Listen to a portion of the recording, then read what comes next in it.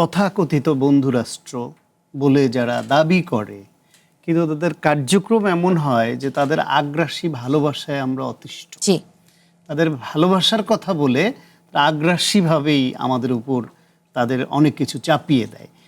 তারা আমাদের সঙ্গে কোনো কিছু নিয়ে যখনই মনে করে যে আমাদের একটা কোনো বিষয়ে একটু রাজনৈতিক কৌশলগত চাপ প্রয়োগ করতে হবে, তারা সেটা খুব অসভ্য পন্থা বেছে নেয়।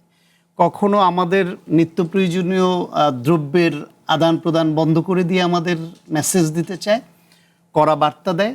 কখনো বার্তা দেয় আমার সীমান্তে আমার দেশের নাগরিকের উপর গুলি ছুঁড়ে হত্যা করে কাঁটাতারে লাশ ঝুলিয়ে রেখে।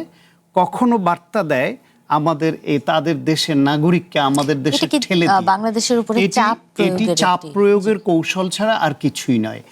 বাংলাদেশ ভূ রাজনৈতিক কৌশল হিসেবে কখন কোন দিকে তারা যাচ্ছে সেটা তারা খেয়াল করে। যখন দেখে যে তাদের কথা মতো বাংলাদেশ চলছে না, অতীতের সরকার যেমন চলতো, তখনই তারা এইরকম একটা কড়া বার্তা কোনো না কোনোভাবে দিতে চায়।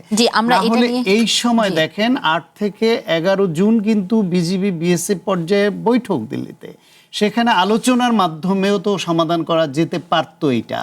সেই ক্ষেত্রে তারা বাংলাদেশের আর তারও আগে থেকে এটা প্ল্যান করা 90 লক্ষ ভোটারকে ভোটার তালিকা থেকে বাদ করে রেখেছে পশ্চিমবঙ্গের নির্বাচনে, শুধুমাত্র পর্যায়ক্রমে তাদেরকে বাংলাদেশে পুশ ইন করবার।